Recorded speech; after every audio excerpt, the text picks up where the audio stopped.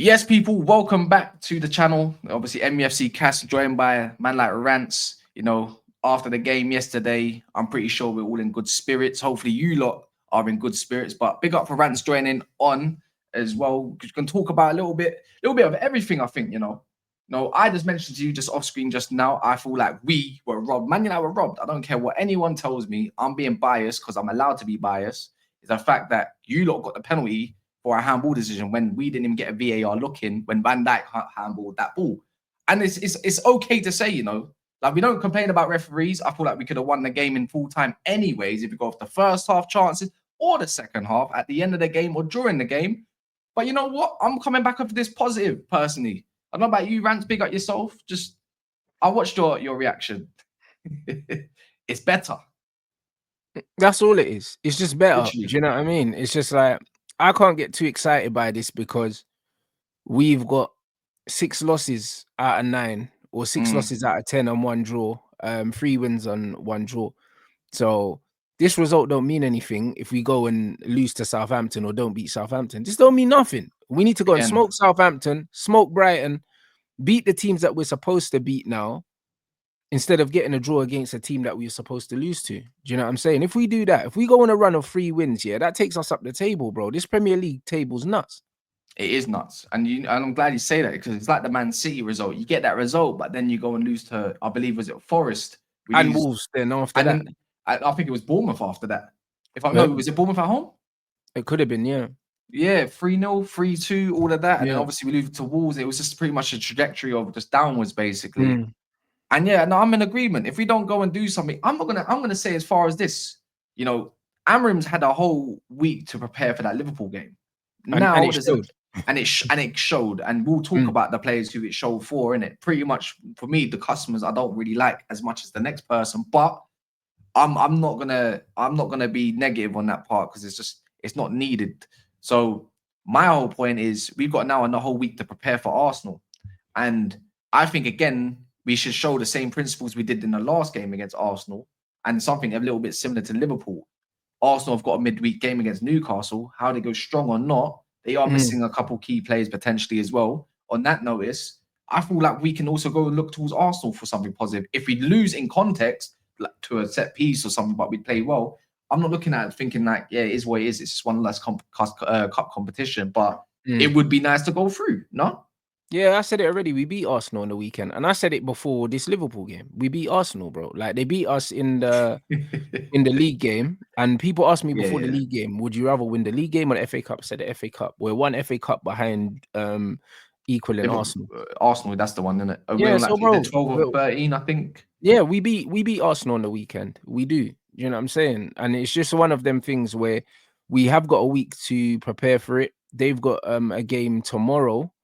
And it doesn't matter how that game goes. They're going to have to use players that are going to play on the weekend. And I expect us to beat Arsenal. And even when we do beat Arsenal, I'll be happy for about an hour. And then it goes back to the Premier League, bro. Like if we beat Arsenal and then we don't win the games that we're supposed to win in the Premier League, it doesn't mean anything, bro. Like that's where I am right now with this football team. Because I know in one-off games we can beat anyone. I've said it a million times. Yeah, it's true. Like you probably saw Amarim's. I'm gonna think you saw Amarim's comments yesterday. It was quite similar to Bruno's comments, and he's like, I'm angry. I'm angry at the fact that we play like this. I know we didn't get the win, but why have we not shown this desire and fight and mentality in the games before? Even Lissandro comes out with a similar comment. He says the mind and whatnot. And I thought, what, he summed up well, even for himself. He put in a clinic for himself, in my opinion. I thought, yeah, you know what? You done exactly what you was meant to do. And you've been under heavy fire. And now people are calling for De Ligt's head. And I'm thinking, you're doing the same thing by writing off people. But this is just how football works, right? Yeah, but these are always looking for a scapegoat. De Ligt wasn't bad yesterday. You know what I mean? The same thing. He wasn't bad yesterday. He was unlucky. The first goal, very good goal from Gakpo. Like, De Ligt can do nothing about it. Like, if De Ligt doesn't make the challenge, people say he doesn't make the challenge. And then he made the challenge. Gakpo showed great feet, and it was a great finish. Do you know what I mean? And the second one, he can do nothing about the handball. Like, the geezer's like three yards away from him, and it gets diverted onto his arm. He can do nothing about either of them. So, other than that, he was solid. He was solid. Yeah, I said the same thing. Like, I got traps in sending me clips from, obviously, from me. Big up Saeed, obviously, on his show, talking about He's like the least of our worries. But he's saying, no, but this guy, this, that, da, da, da, da. I'm thinking, cool. So we're going to forget about all the good he done in the game. Don't get me wrong. To a detrimental moment where we're talking about something potentially that shouldn't be a penalty or should be. So it's controversial in that sense. And then second of all, where he did get done in one moment, what about all the headers he won? What about all the clearances he won? How about the, his long passes down the right-hand side, by the way, or the switches of play back to Lissandro? Are we going to forget all about that? Because I don't, other than that Gakpo goal, I don't remember Gakpo doing anything bar maybe one of the misses, and that wasn't even De Ligt's fault. That was more Maguire being a little bit out of position. And if we take it back a little bit, I tried to even say, like, just to get that part of the way, of course, is, but De Ligt's in line, but Maguire's keeping Gakpo on side. Why is he not with the line then? Cool, Maguire had a great game, but that's also Maguire. Same thing with Ugarte, monster game, right? But yeah, he vacated position rather than being aware as he has been all game, which left, or even Mazraoui to a degree. Why was no one covering there? Why is not everyone getting up the pitch when you clear? Everyone knows Sunday League football, Saturday League, clear the ball, everyone get up. Not just one player trying to or whatever. So I don't think De Ligt is anywhere near the problem. If anything, he solves a lot of our problems. Look at how we played without him in the game twice against Tottenham and Bournemouth. Yeah, we lose without him. Yeah, we lose without him. But this is the problem with football fans. Yeah, I'm seeing a lot of results-based analysis, bro, and this is why I can't be bothered. I can't be asked, bro, because the thing is, these men are talking about De Ligt. Yeah, De Ligt was solid, bro. It just so happens that he was involved in both of the goals we conceded. But so what, bro? Do you know what I mean? Like, every player on the pitch makes mistakes. Yeah, that the mistakes that they make in a game, does not sum up their whole performance, because loads of people are saying how well Bruno played, but Bruno made a shitload of mistakes yesterday. We just didn't get punished for them. This guy done a Rabona, for no reason, like straight into the goalkeeper's hands on the left wing, and he was under no pressure. Like, he was doing foolishness all game, but then he had some decisive moments in the game, and everyone is saying, it's his best performance in the Man United shirt, and it's just like, bro, I don't know about best performance, but if we would have lost that game, people wouldn't have the same energy about him, the same energy about Ugarte, all these other things, bro. When Bruno plays in the 8, and I've been saying it from the start of the season, bro, he's had some of his best performances in that. This is, to me, I've seen him play better than this, bro. You notice him and Kobe swapped quite a lot. Yeah, when he's in the 8, because Bruno ain't got no discipline to stay in the 10. He doesn't have it. He drops into the 8 anyway. So when he drops in and Kobe goes forward, we look better. Like, Kobe's more dangerous higher up the pitch, and Bruno's legs in the midfield alongside Ugarte gives us a bit more metal in it. So it does. I thought for Bruno's, look, we're harsh critics on Bruno, and I think it's fair play. But for me, yesterday, if you can keep playing the way you did yesterday, just keeping it simple at times as well. Getting past a couple players without looking weak, and also playing the correct passes at the right time, like spraying it over to Maz. Oh my God, the ball into the lower couple times. You keep doing that, or even sometimes just picking off a guy and playing a 1-2-3 with a Minu. You keep doing stuff like that, no one's going to get onto you. I thought he didn't do the moaning thing yesterday. Even when we was losing, I thought that's different. I would say that's different, but that's the only one game. Go do that again next game. If you could do that against Arsenal, and you go and do that again against Southampton, you could be the reason. I'll be like, you could be the reason why we start praising you again, and you might start feeling a little bit more love. Just that little bit. And of course, it goes to show for everybody else. It's not just one player, it's all of them. Again, Ugarte, someone who was written off completely, by the way, by a lot of our fans. And we remember he was rubbish though under Ten Hag though. Like, it's one of them ones. He was rubbish, innit? Like, he deserved the criticism that he got at the time, and now he's getting the praise that he deserves, innit? In that system, all of his limitations were on show, innit? On full show. And now, the way we play now, we're seeing all of his strengths, innit? So as well, we completed 5 long passes. Most of his, I think he made like 5 tackles, more like 8 ball recoveries. Stupid stats really for a DM. And if you go look at his, last 5 games, that you all see green.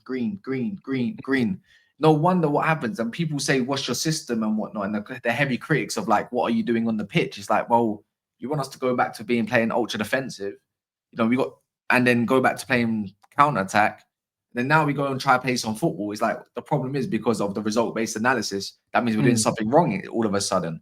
Ugarte comes into this and people are still calling him a garbage because that's the narrative they had at the start of the season for him. Not just United fans. It was other fans calling him garbage and all that kind of stuff. You know what? He's He's a simple player. He hasn't improved. We're just playing to his strengths now. That's all it is, innit? He's still got the limitations that he had before, and that's okay. If we're gonna play the way we're gonna play, he's very important, innit? So Yeah, it's just one of them ones. I was gonna ask though, what was you more like impressed with yourself yesterday? What was the most impressive for you? Because there's a lot of moments. Everyone knows my opinions on it of what I found most impressive, but I don't really know, bro, because I was watching the game in like little 10-minute spurts in it, in the sense that like we conceded so early in the last few games. I was like, let's get through 10 minutes, let's get through 20 minutes, let's get through half an hour. Do you know what I'm saying? And when I was watching it, there was loads of periods where like the overall quality of the game wasn't great. I'll be honest. Like both teams were kind of shit in possession, like giving the ball away. Like even the goal that we scored as well, Trent just gave us the ball, bro. Like under no pressure, like just gave it to man. Do you know what I'm saying? And it's like both teams weren't keeping the ball very well. And it was one of them ones where I think the conditions played a part in that. The pitch was a bit like people were slipping all over the place, bro. Fair game. Look at Ahmad in the area. In the right wing. You have no one next to him, and he just 1v1, and I think it was against Robertson. I think Ahmad's got him. And then my man got the ball, and then he slipped as well, and it went out for a throw-in. Do you know what I mean? It's like so it was one of them ones where it looked like they were playing on an ice rink, and I think that definitely affected the quality of the game in it for both teams. But what I liked about us was our defensive structure. Like when we lost the ball, 5-4-1. We got back quickly behind the ball, and Liverpool struggled to break us down. And we've seen this Liverpool team, they do struggle against teams. When teams actually sit deep, and make them have to play through them, they don't have the most finesse in it. Like they're a team that they do want to catch you on the counter attack. You know what I mean? And they struggle to break us down. What I don't like is this, and this is typical fandom, is like I think the question is about more how bad Liverpool were and not how good Man United were kind of at the same time. Like you said, one of them being structure. I like the way we exposed their wings. Do you know what I mean? We used that to our advantage. Mazraoui played more positional, which made Robertson have to think twice. I thought people will never understand. We done a lot of our attacking down the left, which was weird compared to our right-hand side. But the positional game of Mazraoui was key because they didn't know whether to pick him up or not, right? De Ligt had that's why I say you can't get onto De Ligt because he had his man. Mazraoui never really needed to help him more than a few times per in that match, right? And then it's obviously the other part was I can't believe it's like the low. You keep thinking he's going to cut inside. He's doing everything that going down the outside. Yeah, he was out on the outside. And how is your left foot better? Look, this is where I look at it. The low, if you ever watch this, which I doubt, but if it ever gets to you, your left foot is better crossing than your right foot. I can't believe you're both footed, but your left foot's got more finesse in it than that thing. Maybe you should have passed across the floor to Ahmad, but I thought Ahmad should have maybe also timed the trajectory a little bit differently because you're not left footed. Maybe tit for tat, who cares? It was a good ball, should have been a goal. It wasn't, whatever. But my word, he killed him. And you know what the maddest thing is? Now we've got the Liverpool fans on the back foot with Trent, even though with his situation. And I think it's a positive for me because he didn't get killed by Ryan Giggs, as someone was saying, or a bad winger. You got killed by I think it was Roy Keane or something. He was like, or Jamie Carragher. Them man are like, yo, they're going on like my man got duppied by Giggsy, bro. Like man's getting cooked by a fullback that's low confidence. You know what I'm saying? Like Dalot played well yesterday, but Trent was awful, bro. Like, you know what I mean? And he is awful defensively. It's like he's been getting away with it because one thing Liverpool have been doing well this season, because I've watched a lot of Liverpool, they haven't particularly been playing like the most breathtaking football, but they've been scoring at the right time. And that's so important in football. Like when you're on top and then you get a goal after like 20 minutes, do you know what I mean? It makes all the difference. Like yesterday, they didn't do that. Like the chance that Onana saves with his leg, if that goes in, the stadium goes crazy, The McAllister one. Yeah. That the stadium's up here, and all of a sudden we're under the cosh, like literally it's just the timing, bro. And because they didn't get the goal at the time, that kind of kept us like fully in the game. Like, do you know what I'm saying? Like there's goals change games, innit? They do. Of course they do.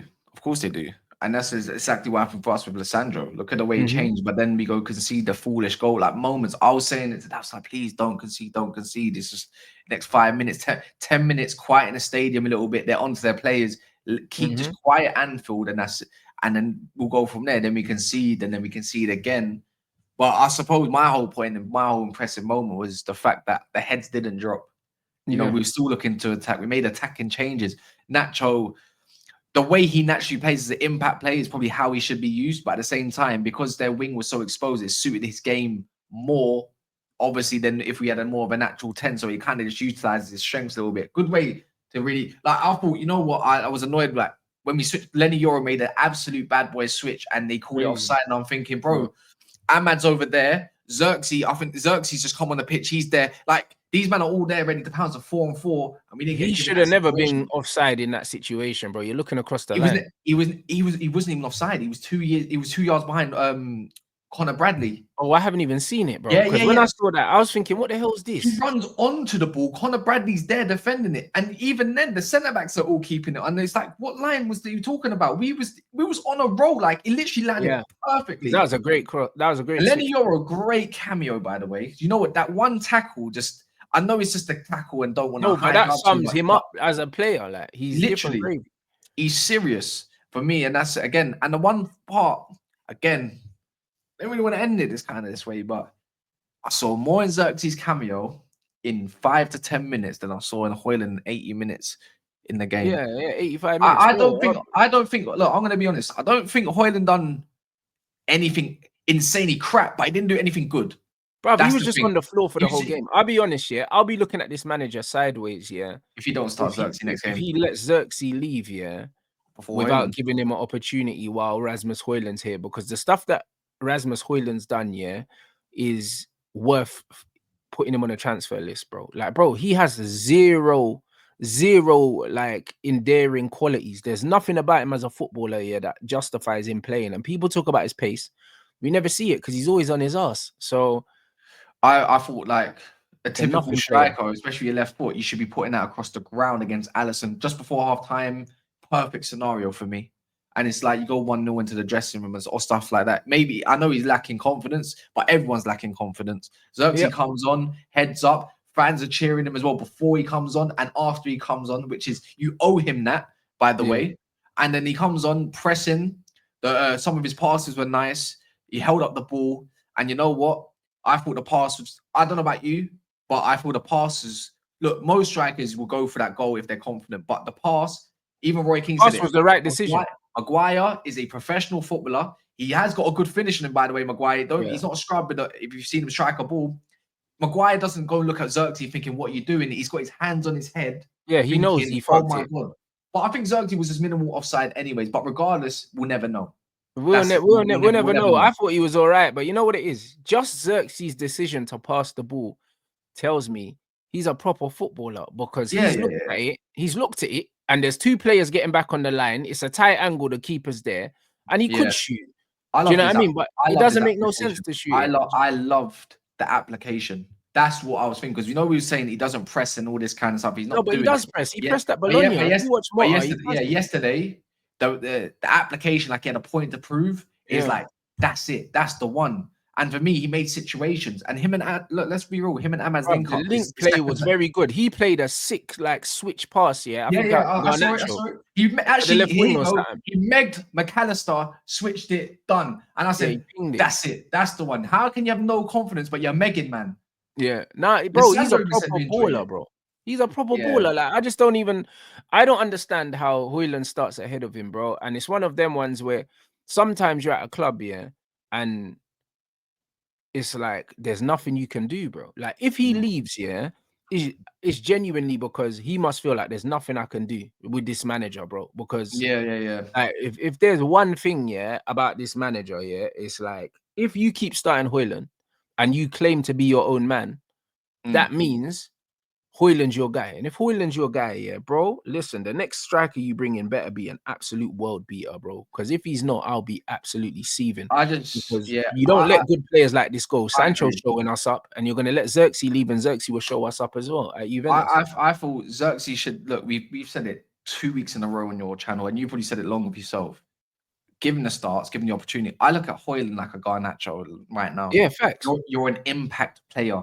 You know, you're on when everyone's tired and they're looking for a goal. This is your time to come on. But when we need control and bringing players into the final third, Zirkzee is going to be your guy to do it. Yes, he might mess up and have a bad game or have a half a bad game, but Yeah, but more he should time be or less, allowed to have a bad game. yeah, because the other ones had multiple. So yeah, that's the way it works for me. And I keep saying it. Zirkzee and Amaz link up. The IQ is good with one another. That's what I'm talking about. But look, either way, I feel I'm happy, but I'm not happy. I feel like the manager at the moment. Why is it only now? I'm happy that the fact that we played that way, but we didn't get the 3 points, and that's that. And I think you can, as a United fan, I don't think you can ever be happy with a draw unless you scraped it because you was trash. Yeah. So it is what it is. But we're on to the next, and hopefully, like you said, next few games beat Arsenal, hopefully, but the next couple league games is more important than the FA Cup game. And he's got a whole week to train. This is what we needed. You're complaining about lack of training. The manager said categorically he's barely had any training, and people are judging him when he hasn't even coached his team. And now he's coaching the team we saw against Liverpool. So let's see some more of that. Yeah, I mean, hopefully, I think we got the right manager. Do you know what I mean? I think he talks a good game, bro. Yeah, he just needs to pick the right players. That's all he needs to do, bro. Honestly, drop Hojlund for Zirkzee and play the exact same team against Arsenal. We win. After his Casemiro Eriksson comments about when he compared to Newcastle, I think like he learned his lesson. Yeah, he's talking about. I mean, he spoke about the intensity. Yeah, you can't. This is the Premier League, bro. You know what I'm saying? So swap Zirkzee for Hojlund, we beat Arsenal. People, but make sure you smash the likes, subscribe if you're new. Big up Rant for joining on, and then man, next week and then tomorrow back for more like talks with Ty and whatnot, and then other videos as well. So big up and then a peace.